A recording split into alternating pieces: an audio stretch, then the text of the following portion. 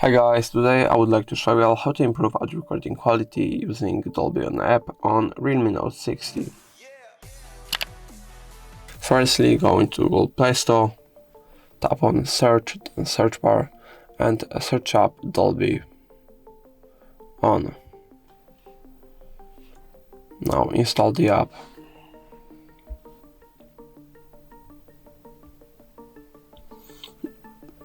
And now once your installation has completed, you can open the app.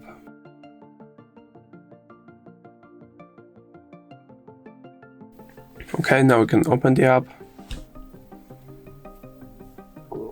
Now I'm going to skip this part, not now, no thanks, and I'll just quickly start the audio recording. You can also start a video recording if you would like to. Also going to finish it and got it.